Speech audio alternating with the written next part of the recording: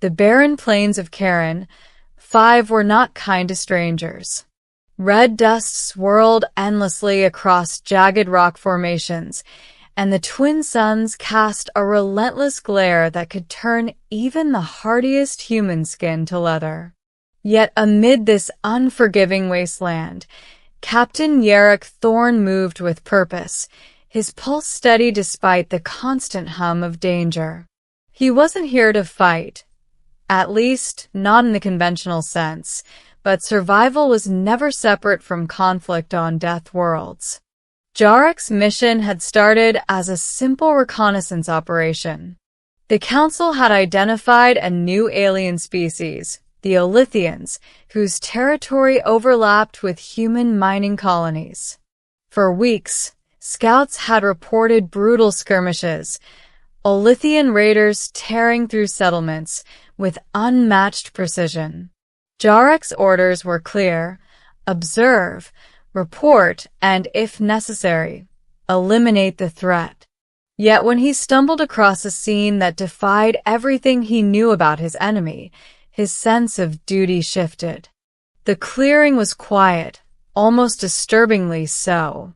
In the center, a small cluster of Olithian hatchlings huddled together, fragile and quivering, their translucent skin catching the dying light like molten glass.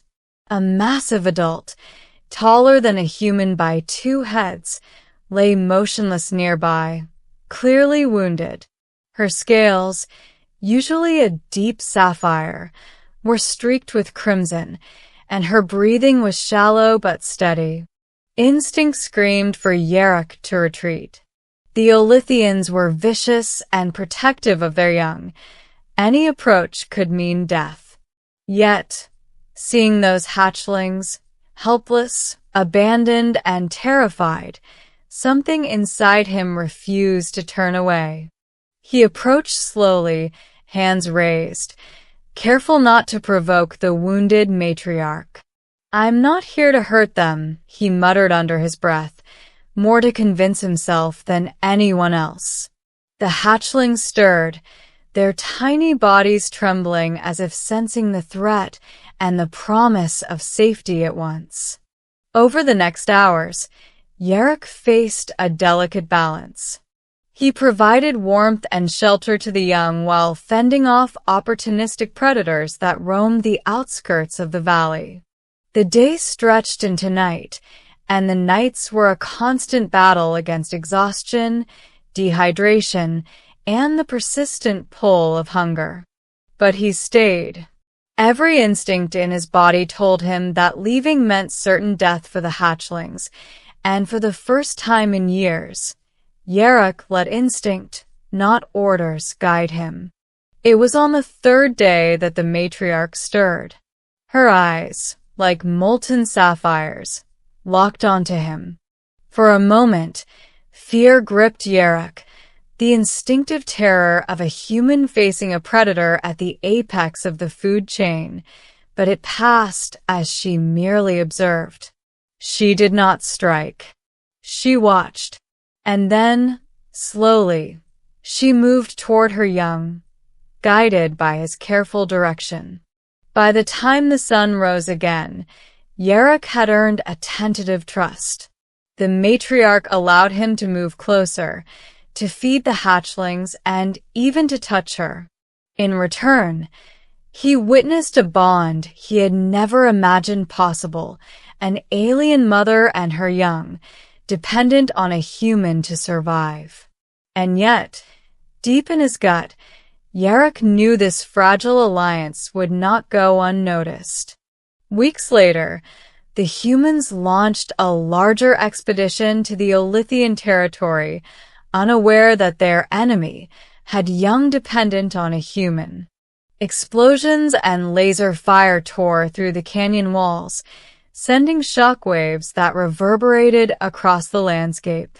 Jarek fought with precision, but not with the intent to kill Olithians.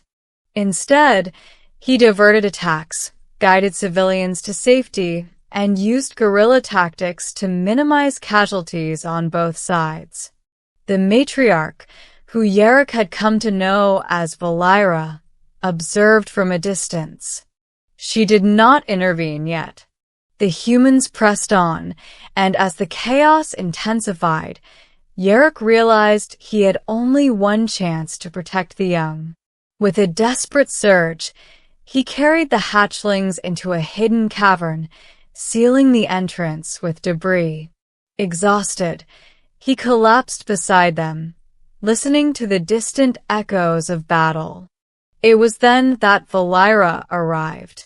She had moved silently, a shadow across the red dust, her massive form cutting an imposing figure. Jarek rose cautiously, ready for an attack, but she did something unexpected. She bowed her head, her voice resonating not in words, but in a deep, vibrating hum that he somehow understood. Gratitude. Recognition. A bond unbroken despite the violent world surrounding them. Jarek expected their alliance to remain secret, a quiet testament to an unspoken truce.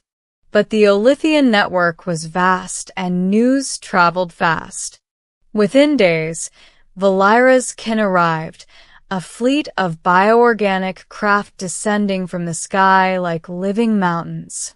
Their leader, the Matriarch of the Olithian Council, emerged, larger, older, and radiating authority that pressed upon Jarek's chest like gravity itself.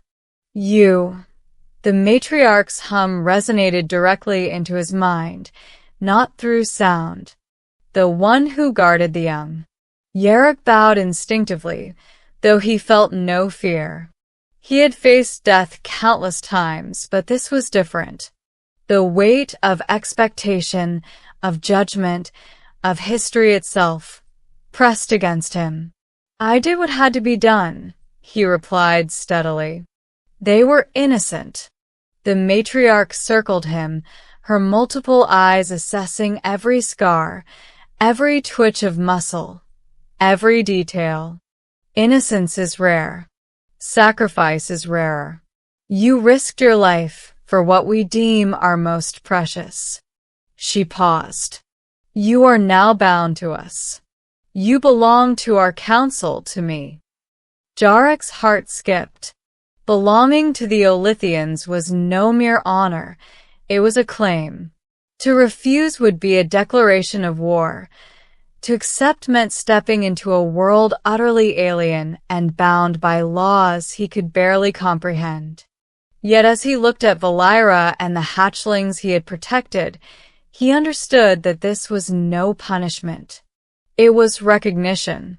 A new life, forged in trust and courage. Then I accept, he said finally, his voice steady despite the storm inside him. If it means they are safe. The matriarch extended a massive limb, touching his shoulder with a force that resonated in his bones. Jarek felt a surge of energy, a connection beyond words. His mind, body, and spirit aligned with theirs in ways he could barely understand. In that moment, he was no longer merely human. He was a guardian, a bridge between species, a legend in the making. The following months were a whirlwind. Jarek learned the intricate hierarchy of the Olithians, their history, their rituals, and their values. He trained alongside their warriors, studied their bioorganic technology, and discovered a kinship that transcended species. Yet, every step was tempered by memory, the memory of what he had done to earn this bond, and the responsibility it now carried. When humans returned to Kharon 5 months later, expecting confrontation, they found none. Instead, they were greeted by a coordinated force of humans and Olithians, working in tandem to protect both settlements and native life.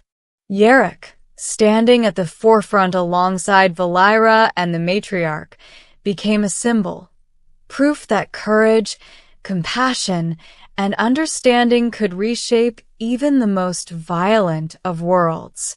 One evening, under the twin suns, Jarek sat with Valira and the hatchlings nestled safely beside them. The matriarch approached, her massive form casting a long shadow, and placed a limb gently on his shoulder. "You risked death for the young," she said, her hum reverberating warmly in his mind. "You are no longer merely a soldier of one species. You are a legend. You are Deathworld's bridge." Jarek exhaled, a rare smile breaking across his face. "Then I'll live up to it," he said softly. "For them. For all of us." And so, on a planet where survival often demanded ruthlessness, Jarek Thorne had done the impossible. He protected the enemy's young, faced the judgment of an alien matriarch, and emerged not just alive, but immortalized in legend. The desert winds of Kharon-5 carried his story, whispering it across canyons and caverns, across stars and species, a tale of courage, compassion, and the enduring power of choosing to do what was right, even when it meant facing the impossible.